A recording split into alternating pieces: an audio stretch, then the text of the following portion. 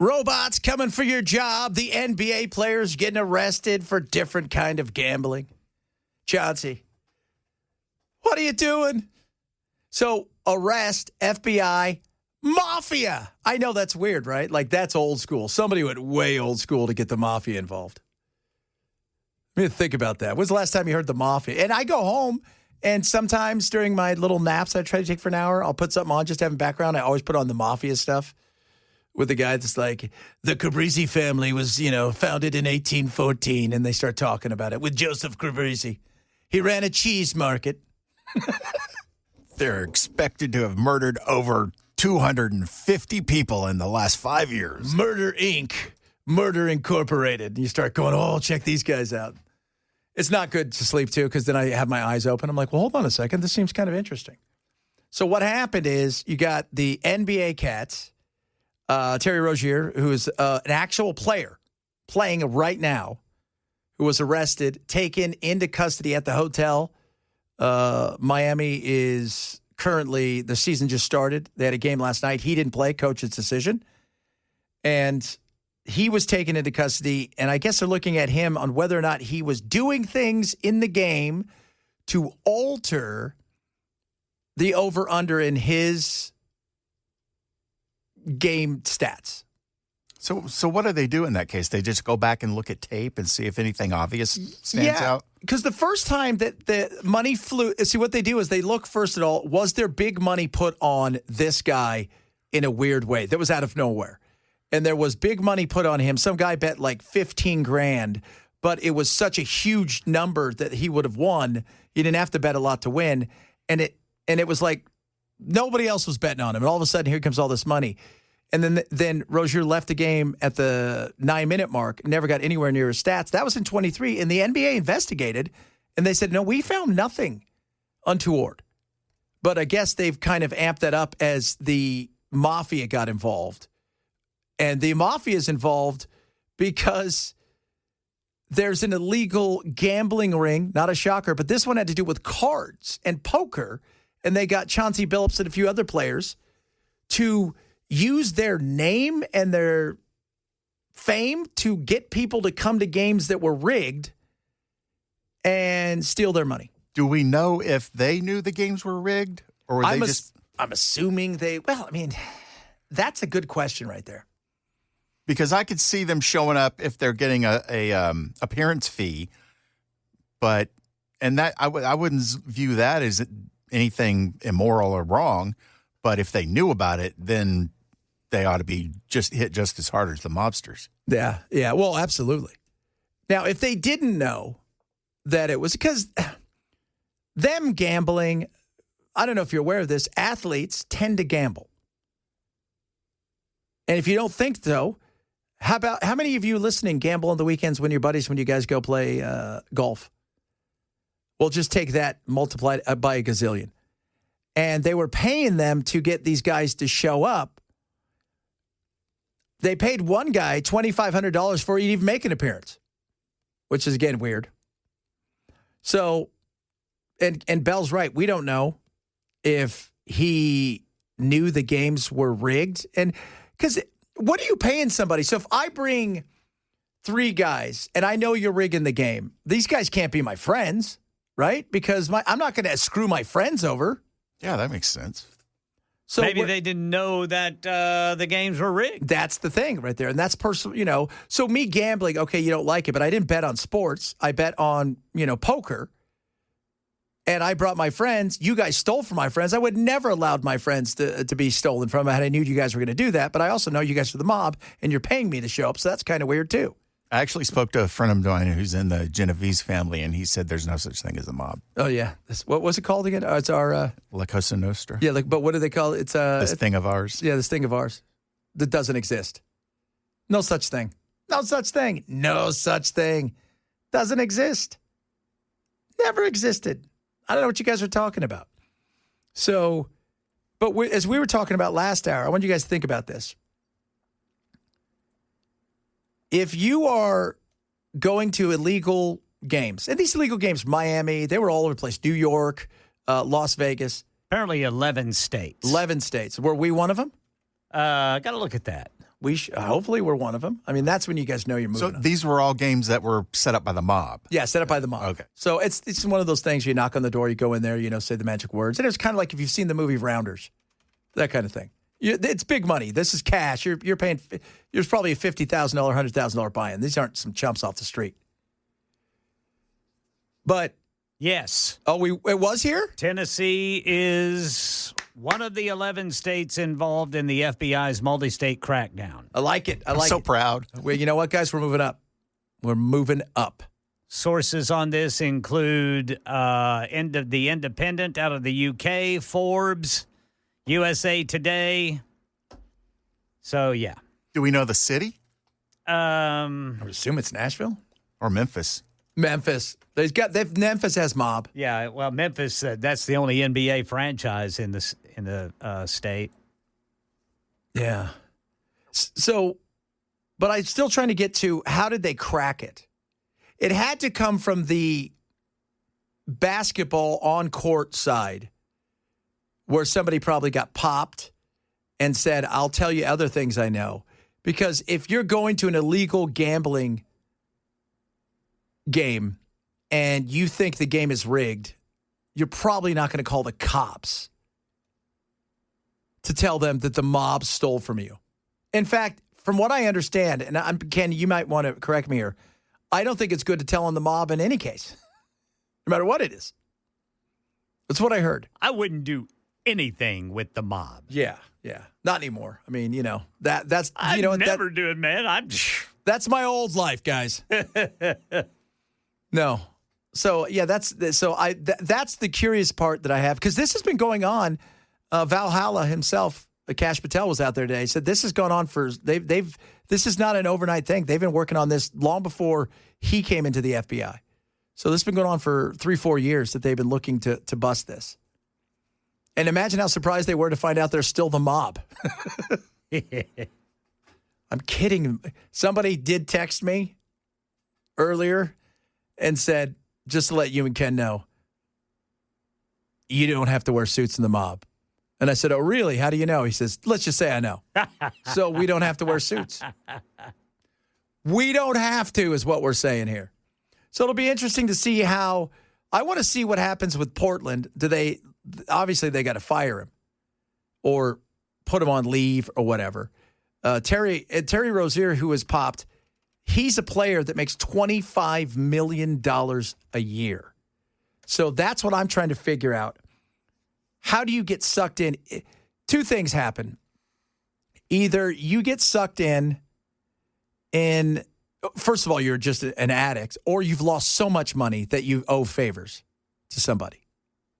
But at $25 million, you'd have to have the worst luck to get to the point where you're worth $160 million. Well, that's what you've made over your lifetime. I mean, you're not like the guy that got caught last year and they suspended him last December for life, who was a Raptor. That guy, he bounced around from the G League to the NBA. He wasn't rich. He wasn't he was, $1 million changed his world. $1 million for Terry Rozier, that's 2 weeks' work. So reports say Nashville is one of the cities where arrests or raids occurred. Really? Yeah. Man. Arrests or raids. So We're that could number be one. We're number one. Either or just one of them. Okay. That's very interesting. Yeah, Oregon, Florida, New York, California, Nevada, New Jersey, Illinois, Texas, Georgia, and Ohio. Basically, these 11 states, if you think about these states, there's a lot of people that go to these states. Yeah. A lot of people that go to these states and live in these states. They're the big states. The big states. They're the big states, and you could see how the mob would be mob. Like Cleveland. There's mob in Cleveland. What was that movie, The Irishman? That was in Cleveland, right? I don't know. Yeah, I think it was. Was that the one with De Niro? Well, he did one too, but that was It was him and Ray Romano and Sebastian Maniscalco, and Pesci was in it. And yeah, there was another. What was it? Go Get the Irishman. So yeah, I think there's a decent mob connection there, and I'm sure we've got a connection here. But New York, you expect. Vegas, you expect. Miami, you expect. L.A., when I was growing up there wasn't a big mob presence in Los Angeles. Because the mob that was around, or the mafia at the time, even when I was growing up, was the Mexican mafia. So there wasn't that kind of presence that you have. But I could see that now. Absolutely. So we'll see what happens. By the way, we're talking last hour about so many people, Ken, were sending in their interest rates. They want to brag on why they're never moving. What's the lowest you've seen? 2.75. Good grief. Thank that's God beautiful. I got my loan at 2.75. Put a lot down. I'm never moving. Oh, here's one. Starter home, 2.25. Yeah.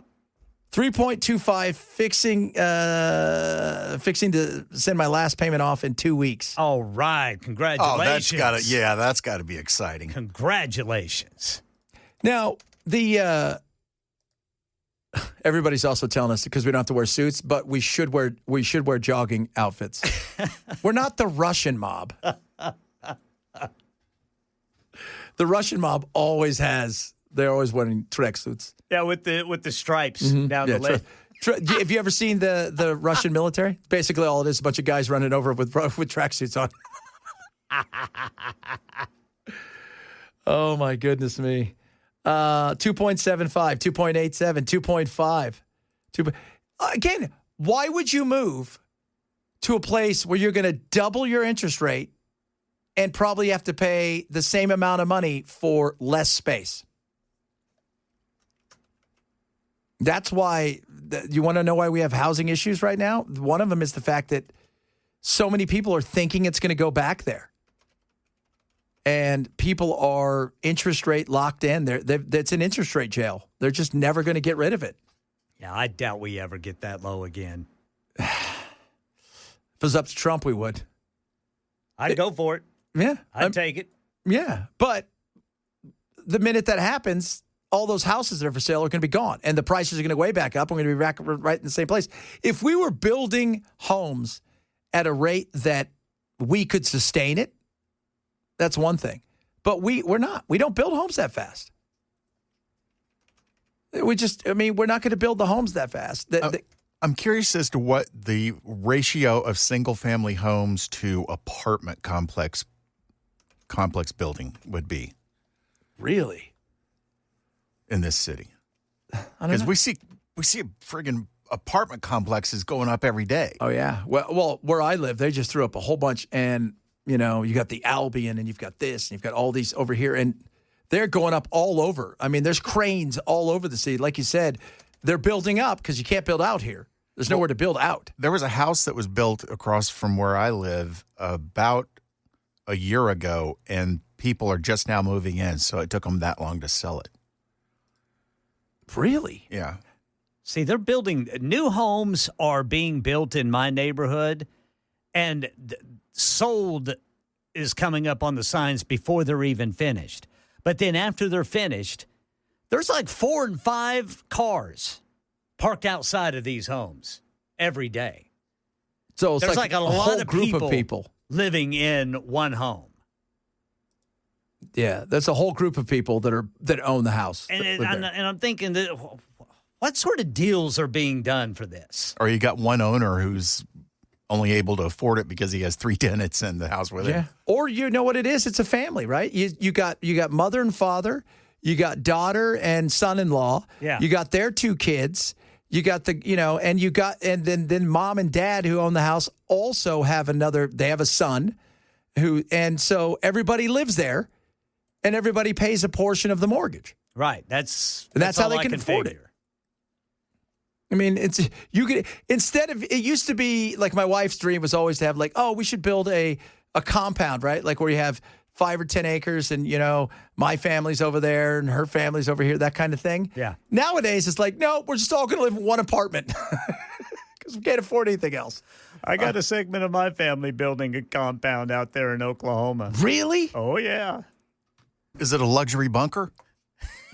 You and your bunkers. I'll put it to you this way. You better not mess with them. Oh, it's one of those. It's a luxury bunker. It is. Nah, they're good people. Yeah, they're good people. I mean, I wouldn't be the census guy, but they're good people. I don't know what you're doing here. Okay. All right, coming up, more stuff to get to. I want to talk a little bit about the government shutdown because I don't know if you guys are aware, the government is still shut down. You talk about that, among other things. It is the Chad Benson Show, Super Talk 997.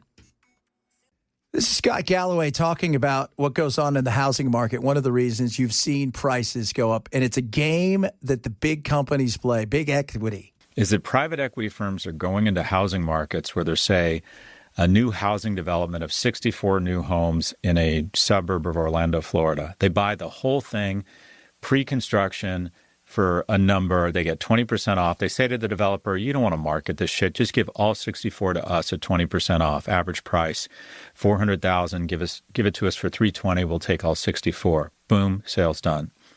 They delay construction by a year to create some distance between that purchase and when they go for sale. And then they have a non-related arm's distance entity that is, however, affiliated with that private equity firm to come in and buy 2 of the homes for $700,000. And that's how they shoot the prices up. Understand how they play the game. So a house that's $400,000, 2 other people come in, buy it for $700,000. When they go to check the comps, well, the house next door sold for $700,000, and everybody loses. Am I right, Ken? I mean, that's just so crazy. That's it. So when you see all these new constructions, like a lot of people saying, there's new construction here, new construction.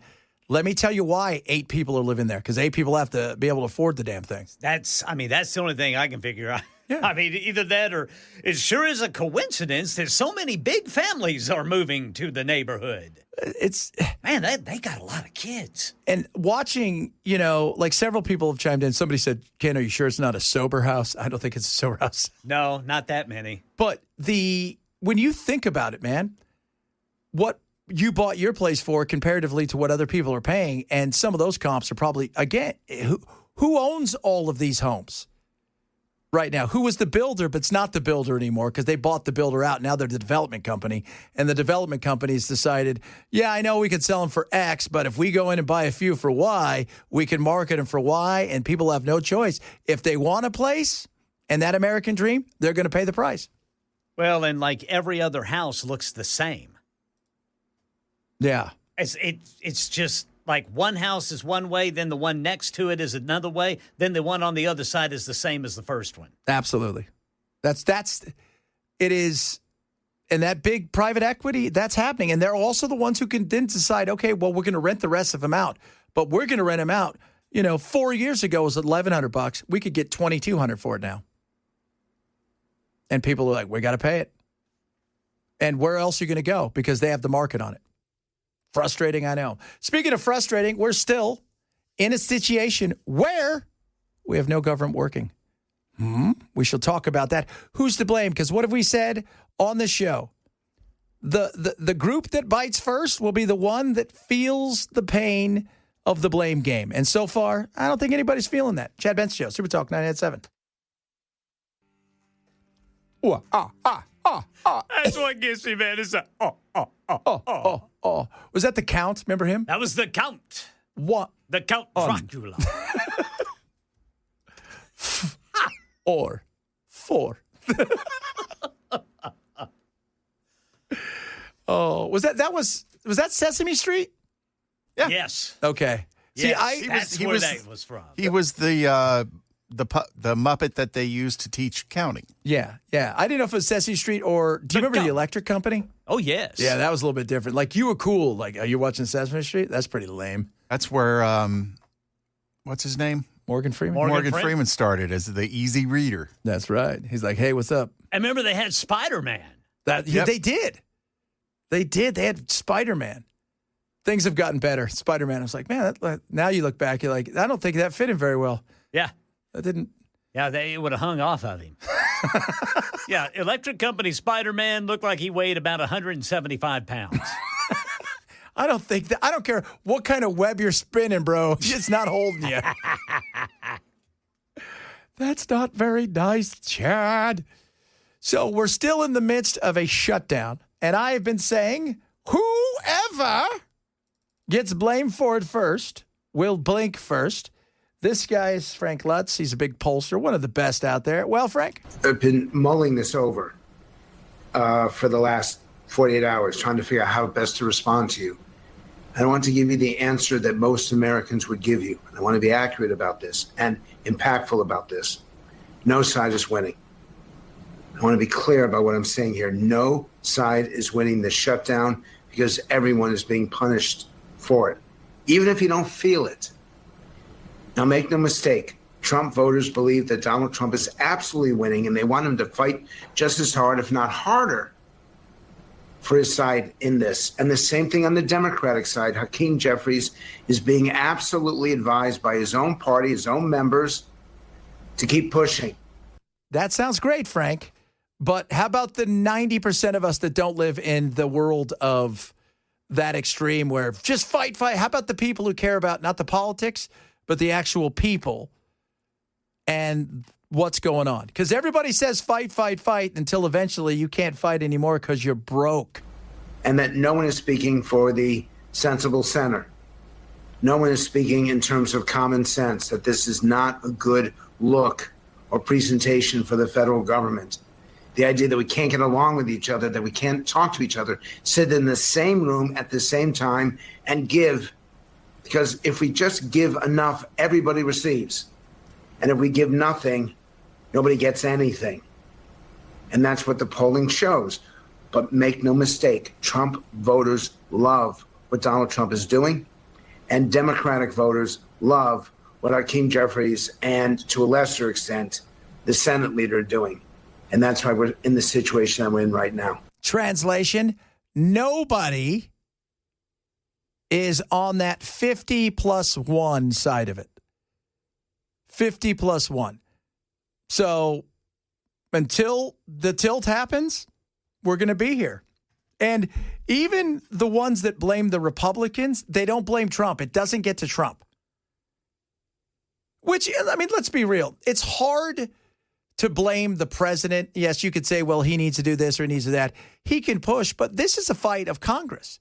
Congress is the purse strings. They're the ones who should be out there doing this. And Mike Johnson's like, we're not going to do this because you're going to give this to illegals. And then you're going to do this. And then they're going to say, well, you're going to do this. And it's going to raise, premiums for everybody. And then this is going to happen. So it isn't until it finally gets to that breaking point. And I've been saying this for a while, like everything in politics, you almost need the non-political people to have something affect them before everybody goes, oh, we need to do something about this. What is that? I couldn't tell you. I couldn't tell you what they're going to do. I mean, I would say normal people would go inside of a room and say, all right, what do we need to do? What do we need to do to get us over the hump? Tell us what it is that we need to do. And then we're going to tell you what our needs are, our must-haves. And, maybe each one of us will have to get rid of a must-have, but we can get it, across the line. At least get it to the point where you're having a conversation. And that just doesn't seem to be happening. And so when you're at a position like this, we're going to continue to have this battle of blame game with no conversation. They're talking to each other through the media, which is also weird. And it's about, like, for the Democrats, it's about healthcare. It's about healthcare. And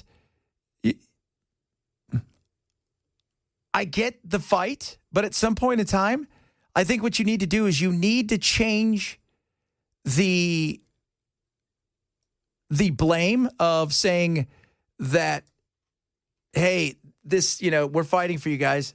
The Republicans don't want this.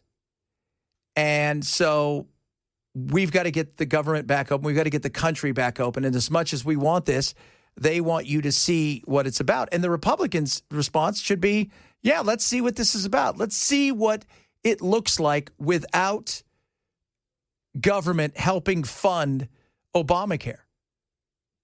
Well, prices are going to go up. And then they'll all point at each other and say, it's your fault, it's your fault, it's your fault. Well, no, it's government's fault. Most of this happened long before any of these people were there.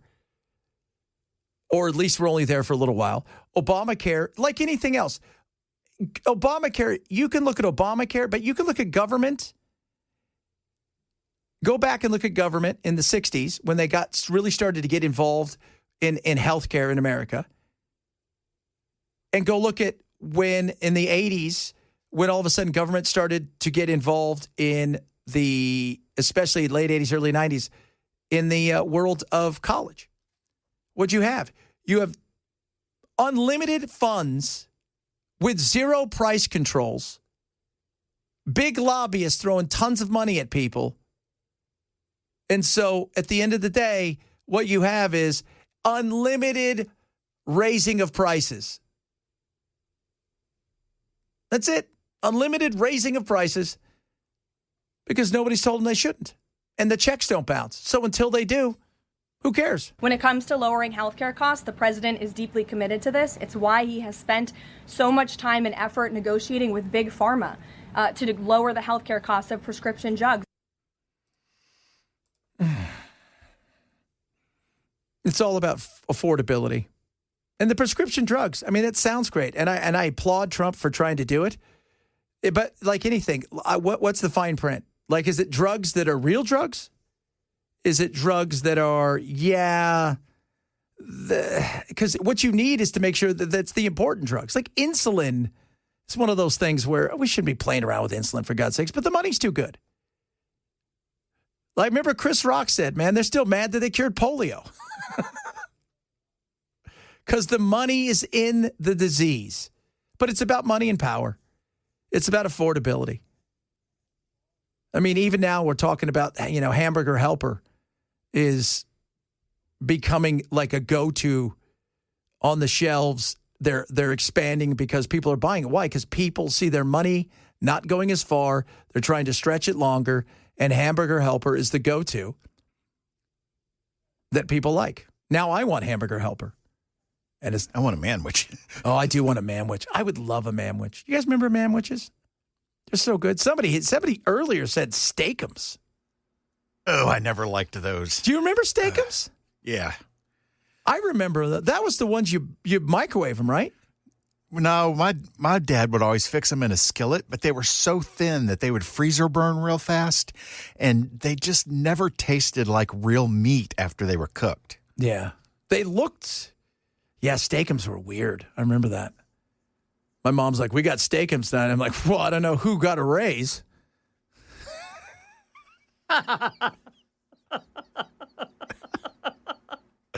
Steakums is good. No, they're not. They weren't. They weren't good. What other, TV dinners, too. That's another big thing that's going out there. Stofers. Hungry Man. Remember Hungry Man? Oh, yes. Yeah. I always wanted to, see if you guys are with me here. There's another business ideas. Write this down, guys. I wanted to have a restaurant where you'd go in and you'd open the menu, Ken. And I've told Belle this before. And so you'd book a reservation, and it would be an old school 1960s or 70s living room that you'd be in. And you would then order like a Hungry Man dinner. That you'd only be able to order like TV dinners. Various TV dinners. Yeah. I remember those Hungry Man TV dinners. Yeah, and then you would sit and instead of a table, you guys would be you'd have trays, and they'd have a TV. It'd be an old TV, but you could watch Netflix and everything. And we just keep serving you. Because it's like, do you remember you'd get... It's not a bad idea. Right? How hard is it? Right? You get sponsored? That'd be great. So then what you would get was, because I remember it too, you'd get I got 2 pieces of chicken. I got some corn. I got this weird, it looks like mashed potatoes, and yet the butter's been in there for a year. So it's a little lumpy, but it's all good. And then you'd get some sort of dessert. That would be... A partially cooked cake on one side and uncooked on the other. Yeah, yeah. It'd be a Keebler chocolate chip cookie. Oh, Keebler. I forgot about Keebler. That was the elves, right? Yeah, the Keebler. Little SOBs. Keebler's still around. A lot of people are asking, do you guys remember Rita Moreno was on the electric company? Man, that was good. That was I like the electric. The electric company was just a little bit older. It actually intentionally skewed. They were not going after the same demo. No. That Sesame Street was going after preschoolers and like first, second graders, and Electric Company was going after like 7, 8, 9-year-olds. Yeah, definitely. Maybe 10. That's why they had Spider-Man. Here comes Spider-Man. Spider-Man. Now you look at him and go, so you're Spider-Man. Is the dimension you're from, is this the one where you just give up? I'm out. There was a comedian that went up to one of the guys playing Spider-Man in Times Square, and he had a picture of a guy in a Spider-Man mask standing next to Jeffrey Epstein. And he goes up to the guy in the Spider-Man mask and he goes, "I need to discuss this with you because this obviously is going to be a problem." And the guy's like, that's not me. He's like, "It's got your face in it." Spider-Man. I love that. Spider-Man. I remember the Electric Company. What else did they do in the Electric Company? They did music too, like cooler music. Yeah, because I remember that. It was a little more rock and roll. Are they the ones that did that 1, 2, 3, 4, 5, 6, 7, 8, Yeah, I 9, think they were. 10, 11, 12? 11 and 12. So that was a very psychic, yeah, and it was like a pinball machine. And then all of a sudden, you're the ball. And it shows you rolling through all of the pinball machine mechanisms. Oh, God, I do remember that. Look what they were doing to us as kids. Look at that. The violence. What they were trying to bring upon us. No wonder we're a hot mess. Is Sesame Street around still? Oh, yeah. I don't know, because I know they got rid of public television. Sesame Street pulls in $300 million a year in revenue, because they merchandise the hell out of it. That's smart. But somehow they still needed government funds to be able to survive. Yeah. That's well, it helps. Who owns Sesame? They don't own Sesame Street, though, do they? They license Sesame Street. Yes. Okay, so Sesame Street's a private entity. If I remember correctly, it's owned by the Television Children's Workshop, which is owned by a public radio station somewhere in the Northeast, but that could be wrong. People are now singing songs. The Electric Company wasn't allowed in our house growing up. Rock music. Oh, you grew up in the 80s Christian time. Those were the worst times. Remember that? Was it Nate Bargatze? Those were the worst times for Christian kids. Oh, my Lord. Everything was satanic. There was Satanic Panic.